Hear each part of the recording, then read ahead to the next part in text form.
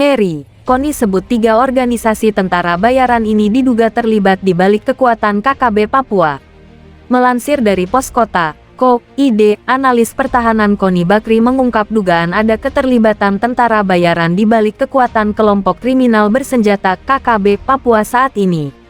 Koni bahkan terang-terangan menyebut siapa saja organisasi atau perusahaan multinasional di bidang layanan keamanan yang diduga memasok tentara bayaran bagi KKB. Belakangan, tentara bayaran KKB inilah yang disebut Koni melakukan penyerangan terhadap 36 personel Kopassus, hingga beberapa prajurit dinyatakan gugur. Salah satu perusahaan keamanan yang diduga memasok tentara bayaran ke KKB adalah Dinkop. Dinkop diketahui merupakan perusahaan kontraktor militer swasta yang bermarkas di Reston, Virginia, Amerika Serikat. Perusahaan ini memiliki unit-unit usaha berkaitan dengan operasi bersenjata. Pokoknya yang gue curigai Dinkop, mereka ikut main, kata Koni di saluran YouTube R66 Newlytics, Selasa malam, tanggal 16 Mei tahun 2023. Kemudian, perusahaan lain yang dicurigai Koni, yakni Erinis. Ini merupakan perusahaan internasional bermarkas di Dubai, Uni Emirat Arab yang menyediakan layanan security, dan bisa beroperasi di daerah rawan. Erinis dikenal sebagai perusahaan yang kerap menawarkan kemampuannya untuk mengurangi risiko yang mungkin ditimbulkan. Dan yang ketiga, adalah G4S, sebuah perusahaan keamanan global yang berbasis di London dan menyediakan layanan keamanan. Mereka saja punya 620.000 tentaranya, bisa di mana saja, dan bayaran mereka mahal banget, kata Koni. Selain itu, Koni turut menduga kalau ada pula tentara-tentara bayaran yang sebenarnya datang dari tubuh TNI sendiri. Mereka adalah prajurit yang desersi, dan kemudian memilih bergabung dengan KKB, karena bayaran yang menggiurkan. Kita tuh harus jujur ya, banyak sekali tentara kita dengan program yang salah dan terlalu terburu-buru.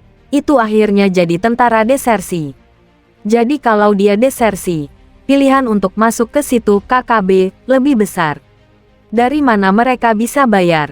Pesawat Susi Air yang dibakar saja mereka bisa bayar, katanya. Koni menyebut diplomat Indonesia sebenarnya terbukti kedodoran. Apalagi saat tiba-tiba ada rencana pertemuan antara KKB dengan Menteri Pertahanan Prabowo Subianto serta Menko Polhukam Mahfud MD. Dia langsung meminta agar pertemuan itu tidak dilakukan, karena hanya akan menurunkan derajat Indonesia di mata dunia. Pada kesempatan itu, Koni turut menyatakan kemarahannya soal adanya jenderal KKB yang justru kerap menggunakan bendera Inggris di kepala.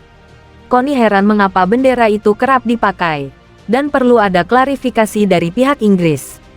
Sebab hal itu sangat mengganggu perihal isu konflik antara KKB dan TNI, terlebih dengan kecurigaan adanya tentara bayaran.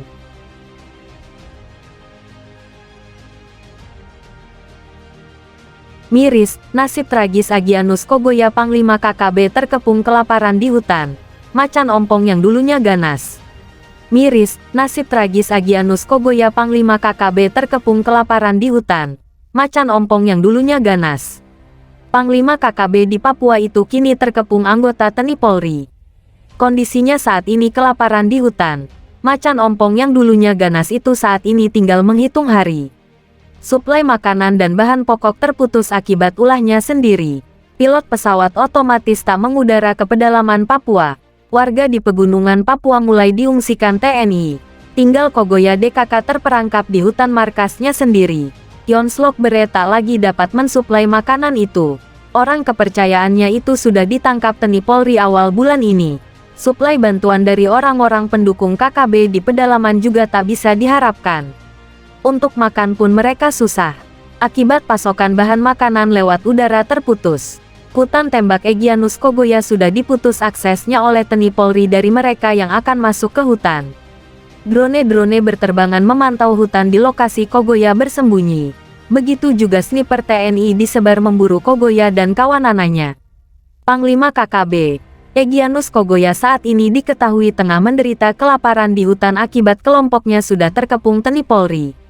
Nah, Pendeta Saifuddin Ibrahim malah klaim jabatan Menteri Agama jika Papua merdeka. Pendeta yang selalu bikin masalah dengan umat muslim itu kembali berulah. Dari Amerika Serikat, Saifuddin Ibrahim klaim jabatan Menteri Agama jika Papua merdeka. 6 bulan lagi saya akan pulang ke Papua. Di Papua nanti saya akan jadi Menteri Agama. Ada teman saya yang akan jadi presiden nanti di sana, katanya. Potongan video Saifuddin Ibrahim ini diunggah akun TikTok @zak128. Video ini tentu menuai tanggapan beragam netizen. Di antaranya @iwan, "Wow, hebat sekali si Pudin. Tidak ada yang bisa menangkap." @irfan sulistrian, "Mau sampai kapan didiamkan oleh pemerintah ******.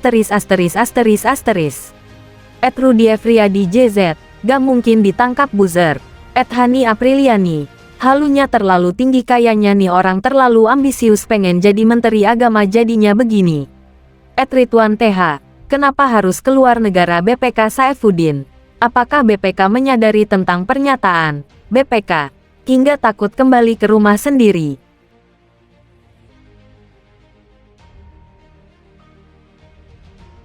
Setelah kemarin Kapolda Papua Irjen Pol Matius De Fahiri mengungkapkan bahwa ada pejabat yang melindungi KKB, rasanya ada yang menggelitik di otak saya. Saya merasa sepertinya ada target yang lebih pantas saya posisikan di titik nol teleskopku. Selain KKB yang bergerilya di pedalaman daerah rawan, ya pejabat negara atau ASN yang terlibat sebagai pemasok logistik atau penyandang dana KKB harusnya lebih pantas untuk ditindak secara tegas dan terukur. Selain sudah menjadi bagian dari KKB, mereka juga pengkhianat bangsa. Semoga saja ada saat dan posisi yang baik untuk itu. Mendapat perintah penugasan khusus yang mendadak sudah menjadi hal yang biasa bagi kami. Kami ditugaskan untuk memantau pergerakan KKB di suatu wilayah rawan yang beberapa tahun yang lalu dikenal sebagai basis terbesar KKB. Pukul 4.20 WIB subuh dengan perbekalan logistik untuk 4 hari. Kami diberangkatkan dengan menggunakan helikopter.